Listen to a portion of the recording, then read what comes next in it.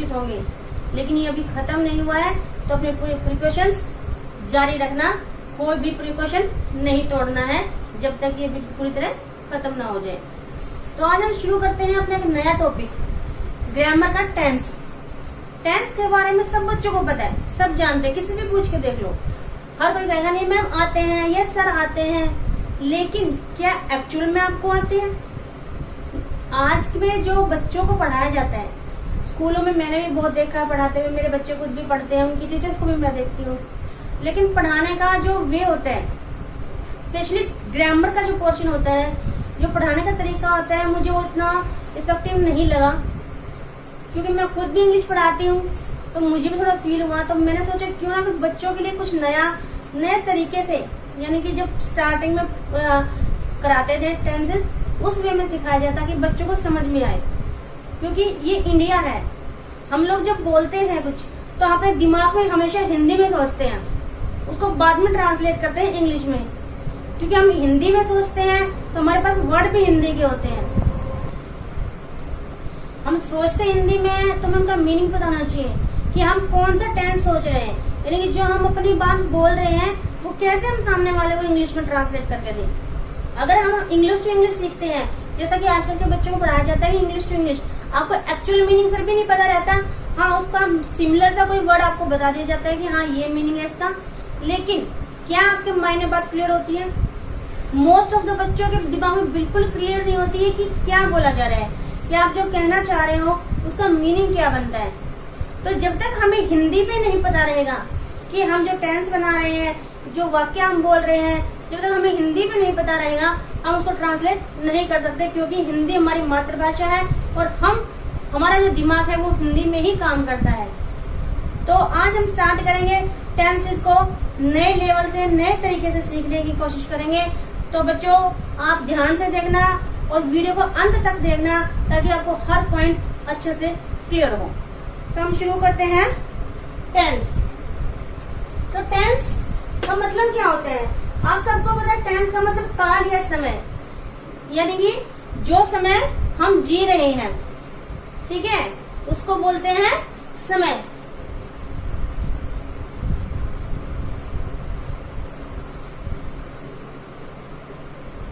अब समय को हम 3 भाग में डिवाइड करते हैं, जैसा कि आपने हमेशा ही पढ़ा होगा, सुना भी होगा कि टेंसेस को, काल को, समय को हम 3 भाग में डिवाइड करते हैं, प्रेजेंट, पास्ट एंड फ्यूचर।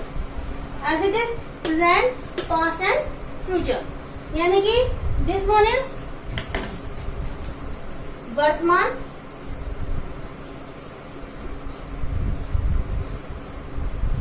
भूतकाल एंड दिस इज भविष्यकाल।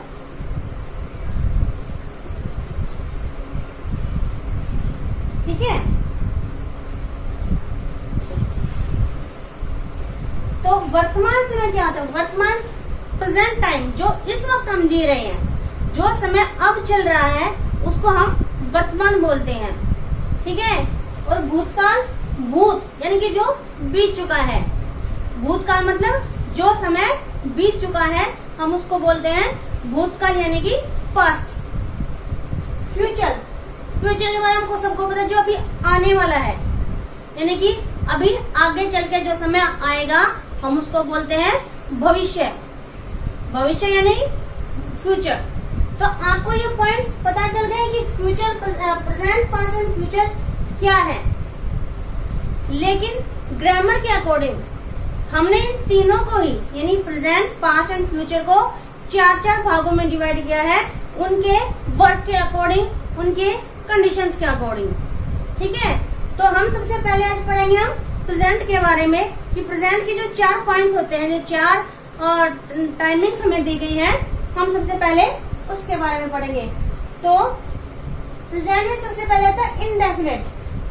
ठीक है, indefinite means at present, on the moment, कि अभी जो समय है, अभी जो बातें हैं उसको कहते हैं प्रेजेंट इंडेफिनिट टेंस। उसके बाद आता है कंटिन्यूअस। कंटिन्यूअस मतलब लगातार, जो काम लगातार चलता है उसको हम कंटिन्यूअस बोलते हैं। तो कंटिन्यूअस का मतलब होता है लगातार, यानी जो काम हो रहा है। Continuous future. तो कंटिन्यूस का मतलब होता है लगातार, किसी काम को लगातार करना। परफेक्ट, परफेक्ट मीन्स संपूर्ण, यानी कि जो काम पूरा हो चुका है उसको हम बोलते हैं परफेक्ट टेंस। ठीक है ना, यानी कि संपूर्ण काम, जो काम हमारा खत्म हो चुका है। Perfect continuous tense, perfect continuous, perfect का मतलब क्या होता है? संपूर्ण। ठीक है, संपूर्ण यानी कि जो काम खत्म तो हो गया है लेकिन फिर भी अभी चल रहा है। ठीक है, जो काम खत्म हो गया है, परफेक्ट हो चुका है, लेकिन फिर भी वो अभी कंटिन्यूटी में है, उसको हम बोलते हैं परफेक्ट कंटिन्यूस टेंस। ठीक है बच्चों, समझ में आना है आपको? अगर आपको कोई बात समझ में नहीं आ रही है या कोई चीज आपको पूछनी है तो आप मुझे कमेंट बॉक्स में कमेंट लिखकर अपनी बात बोल सकते हैं और मैं कोशिश करूंगी आपकी बातों का रिप्लाई करने का। तो अब हम पढ़ते हैं indefinite tense, present indefinite tense. इस टेंस की सबसे पहली बात तो पहचान हम देखते हैं क्या होगी।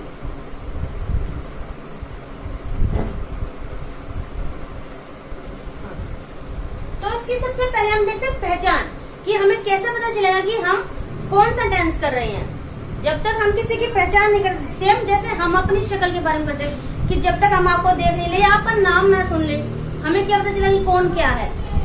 तो सेम हमारे टेंसेस में भी होता है कि जब तक हमें उनकी पहचान नहीं होती, कि हमें पता ही ना हो कि ये टेंस कौन सा है, हम उसको ट्रांसलेट कैसे करेंगे। हम जब अपने माइंड में सोचते हैं तो हमें यही नहीं पता कि जो हमने सोचा है वो टेंस कौन सा है, तो हम उसको ट्रांसलेट कर नहीं सकते। तो हमारे लिए जरूरी है कि हम उसको हिंदी में पहचान कर सके। तो प्रेजेंट इंडेफिनिट की पहचान में सबसे आपको बता रही हूँ, और इस प्रेजेंट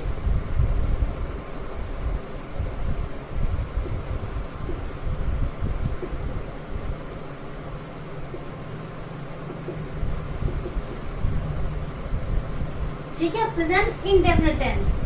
ठीक है, इसकी पहचान मैं आपको सबसे पहले बता रही हूं। तो पहचान, जिस वाक्य के अंत में, जिस वाक्य के अंत में, ये बात हमेशा याद रखना कि जब हम किसी टेंस की पहचान करते हैं तो उस वाक्य के अंत से पहचान करते हैं कि उसके अंत में क्या लिखा हुआ है, उसी से हम लोग पहचान करते हैं। तो जिस वाक्य के अंत में ता है, ती है, ते है, आई, अगर ये आई, उस वाक्य को हम कहते हैं प्रेजेंट इंडेफिनिट टेंस। जैसे कि मैं जाता हूँ, वह खाता है, वह खेलता है, वह स्कूल जाता है, हम आते हैं। जैसे ये आते, जाते, खाते, जो वर्ड लास्ट में ता है, ती है, तेह में आते हैं, उनकी पहचान से हमें पता चलता है कि ये प्रेजेंट इंडेफिनिट टेंस है। तो ये हमारी है पहचान। ठीक है, वो एग्जाम्पल भी हम देख लेते हैं। वह स्कूल जाती है, दिस इज टी है। हम खेलते हैं,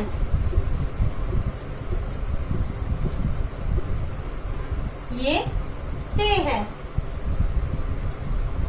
वह पढ़ता है, ये ता है। ती है, ती है, ते है, ता है। ये वाक्य की पहचान होती है कि वाक्य के अंत में ता है, ती है, ते आए तो वो टेंस कहलाएगा प्रेजेंट इंडेफिनिट टेंस। समझ में आया आप लोगों को? ठीक है, अब हम आगे करते हैं इसको। जब हमें ये पता चल जाता है कि ये टेंस कौन सा है, ये है प्रेजेंट इंडेफिनिट टेंस, तो हम इसको ट्रांसलेट कैसे करते हैं वो आप जरा ध्यान से देखिएगा। इसमें हम सबसे पहले इस्तेमाल करते हैं सब्जेक्ट का, फिर वर्ब की फर्स्ट फॉर्म। ये हमेशा याद रखना, इसमें जो तो हम कैसे लिखेंगे इसको, सब्जेक्ट वर्ब की first form plus SEIS plus object. ठीक है, हमेशा वर्ब की फर्स्ट फॉर्म ही आएगी प्रेजेंट इंडेफिनिट टेंस में, जब हम सिंपल सेंटेंस बना रहे हो तब। ठीक है, तो अब हम ये देखेंगे कि ये एस और ईएस आता कहाँ है, क्योंकि मोस्टली बच्चे इसी चीज में कंफ्यूज रहते हैं कि हम एस या ईएस लगाएं कहाँ, या फिर वो भूल जाते हैं लगाना ही। तो ये बात आप बड़ा ध्यान से और अच्छे से देखना कि हम एस और ईएस को कहाँ लगाएंगे। तो अब हम सोच देखते हैं सब्जेक्ट। एस या ईएस को लगाने के लिए हम लोग सब्जेक्ट को देखेंगे कि सब्जेक्ट क्या है। अगर हमारा सब्जेक्ट ही, शी, इट कोई नाम या कोई सिंगुलर नाउन होता है, ठीक है, अगर हमारे सब्जेक्ट में हमारे पास ही, शी, इट कोई नाम या कोई भी सिंगुलर नाउन आ जाए हमारे पास, तो हम वर्ब की फर्स्ट फॉर्म के साथ एस या ईएस लगाएंगे। ठीक है बच्चों, एस जहां भी सूटेबल होगा वहां एस, जहां ईएस लगना होगा वहां ईएस। जैसे डू के साथ डज बनता है ईएस लगाएंगे, गो के साथ गोज बनता है ईएस लगाएंगे, ठीक है, टॉय प्ले के साथ एस लगाएंगे। इस तरीके से हमें एस और ईएस का ध्यान रखना है कि हमें कहाँ कहाँ लगाना है। ठीक है, अगर ये हमारे पास है तो हम इसमें क्या लिखेंगे, वर्ब की फर्स्ट फॉर्म के साथ एस या ईएस। ठीक है, हम लगाएंगे यहाँ।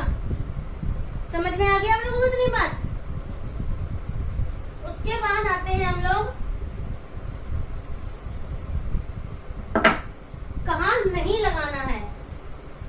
अगर सब्जेक्ट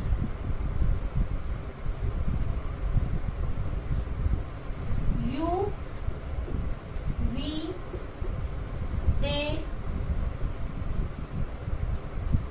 आई और कोई प्लूरल नाउन हमारे पास आ जाए,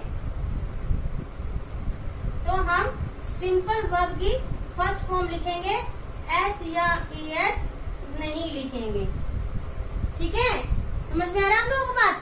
अगर हमारे पास सब्जेक्ट यू, वी, दे, आई या कोई भी प्लूरल नाउन हो, तो हम उसके साथ सिंपल वर्ब की फर्स्ट फॉर्म लगाएंगे, वहां हम एस या ईएस का इस्तेमाल नहीं करेंगे।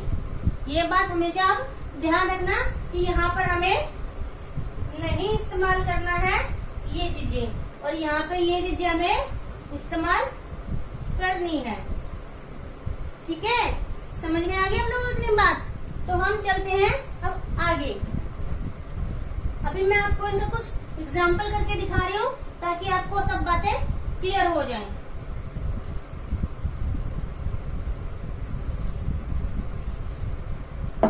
फॉर एग्जाम्पल हम लिखते हैं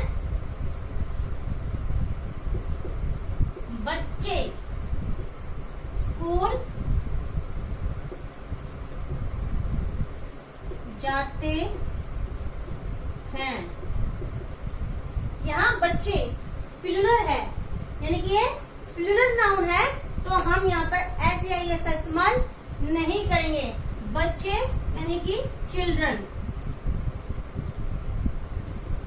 चिल्ड्रन।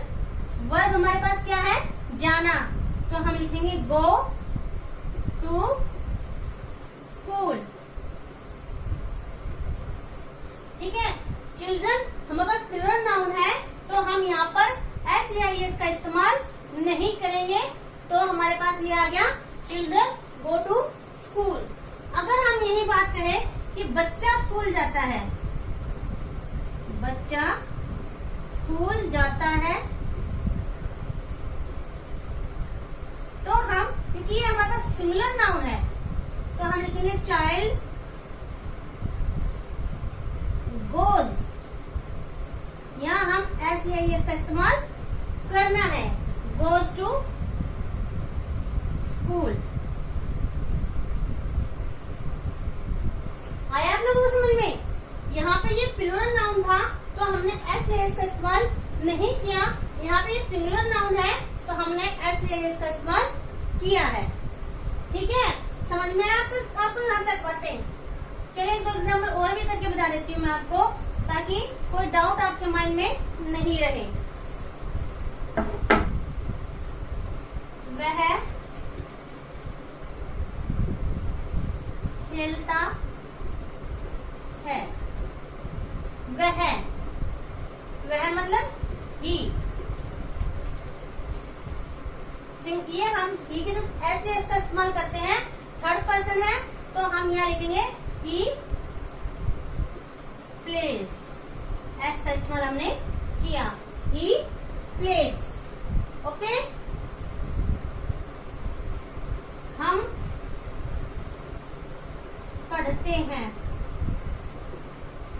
हम यानी कि हम बहुत सारे लोग हैं तो ये हो गया प्लूरल। हम मतलब वी रीड। यहाँ पर हमने एस का इस्तेमाल नहीं किया है। ठीक है, समझ में आ गई आपको यहाँ तक की बातें? आई एम श्योर आपको समझ में आ रही होंगी। फिर भी अगर कोई डाउट हो तो आप मुझे कमेंट बॉक्स में जरूर बता सकते हैं।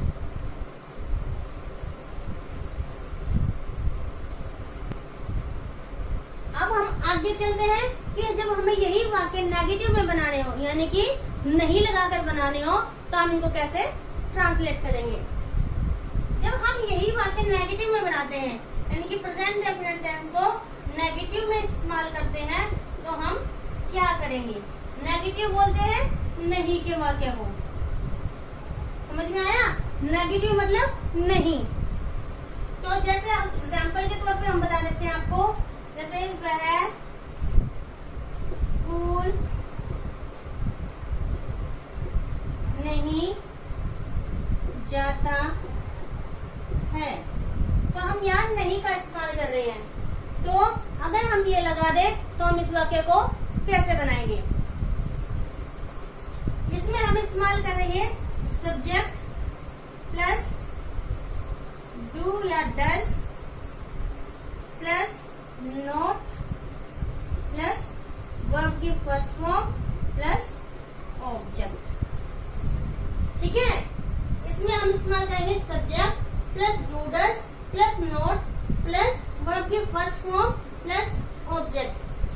जो हम वर्ब के अफर्मेटिव सेंटेंसेस में जो हम एस या ईएस लगाते थे, जिस सब्जेक्ट के साथ हम एस या ईएस लगाते थे, उस सब्जेक्ट के साथ हम इस्तेमाल करेंगे डज, और जिसके साथ हम नहीं लगाते थे उनके साथ इस्तेमाल करेंगे डू। ठीक है, यानी कि जो वर्ब के फर्स्ट फॉर्म के साथ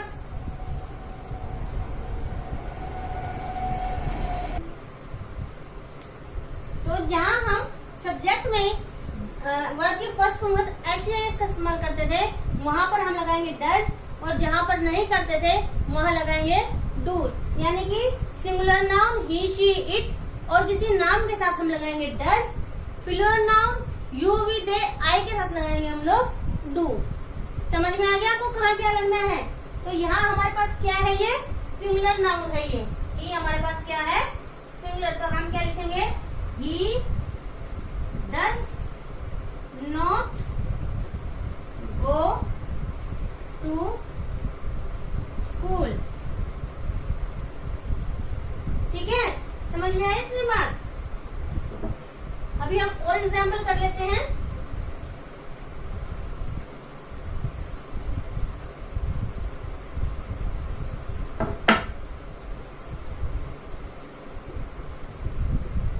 मैं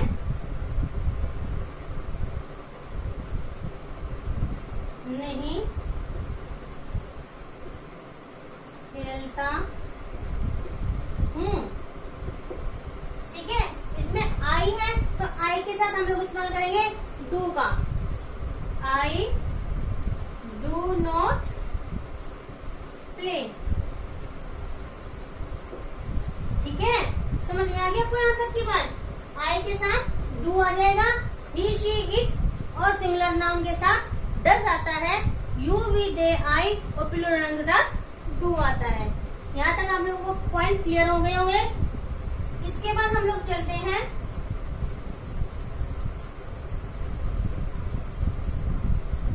इंटरोगेटिव में।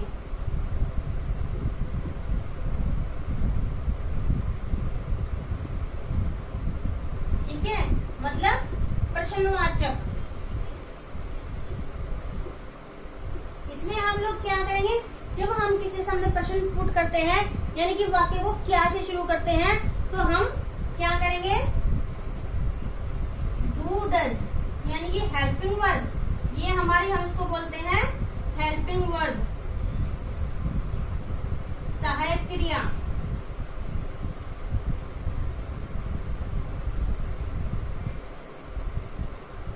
डू डज पहले आ जाएगा, उसके बाद हमारा सब्जेक्ट आएगा, फिर वर्ब की फर्स्ट फॉर्म आएगी और उसके बाद ऑब्जेक्ट आएगा एंड लास्ट में क्वेश्चन मार्क।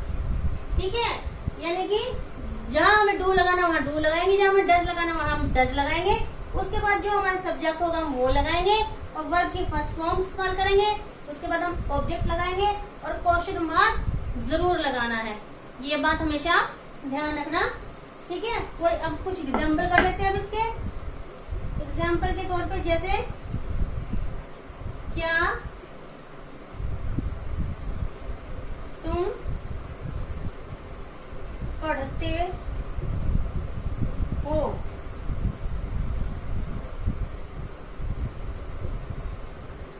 डू यू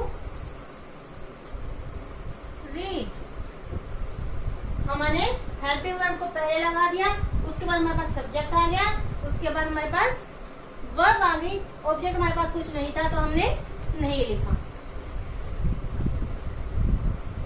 क्या वह नाचती है, डज शी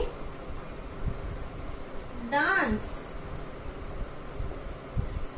ठीक है, समझ में आ गया यहाँ तक कि आपको बात, कि जब हमें ये क्या से शुरू करने हो तो हम डू और डज को सब्जेक्ट से पहले ले आएंगे, उसके बाद वर्ब की फर्स्ट फॉर्म आएगी, उसके साथ कोई भी किसी भी तरीके का एस या एस और या कोई भी चीज का इस्तेमाल नहीं होगा। ओके, इसके बाद एक और चीज आती है,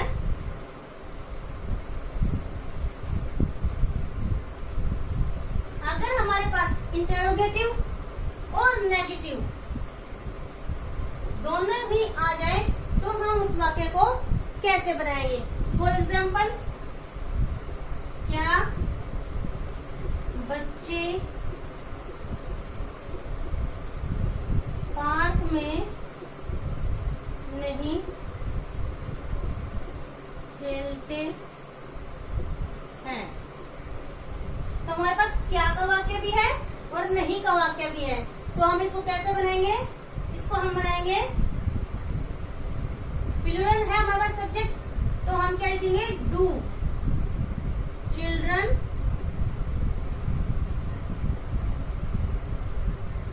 फिर हम लिखेंगे वर्ब, सॉरी नोट का इस्तेमाल करेंगे क्योंकि हमारे पास नहीं का वाक्य है, तो डू चिल्ड्रन नोट प्ले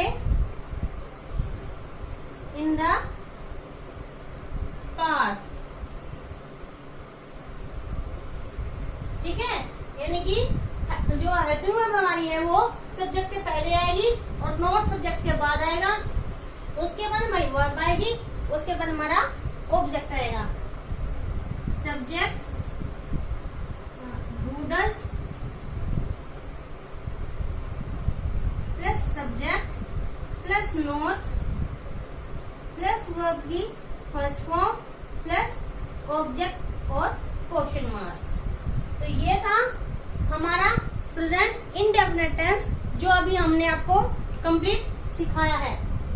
इसको आप रिवाइज कीजिए, कोई चीज नहीं समझ में आया तो वीडियो को रिपीट करके देखिए, आपको हर चीज अच्छे से समझ में आ जाएगी। फिर भी कोई पॉइंट रह जाए तो मुझे आप कमेंट में बता दे, मैं पूरी कोशिश करूंगी कि आपको हर प्रॉब्लम को आपकी सॉर्ट आउट कर सकूं। इसके अलावा आप मुझे इस चैनल को मेरे को फॉलो भी कर सकते हैं, सब्सक्राइब कर दीजिए ताकि जो नेक्स्ट वीडियो मैं आपको डाल दूं तो वो आपको नोटिफिकेशन आपके पास जल्दी पहुंचे, ताकि सबसे पहले वो वीडियो आपको देखने को मिल जाए। तो अगर आपको इसमें से 1% भी कोई भी फायदा होता है, कुछ भी नॉलेज अगर आपको मिली है, तो चैनल को लाइक शेयर और सब्सक्राइब करना बिल्कुल मत भूलना। Thank you so much.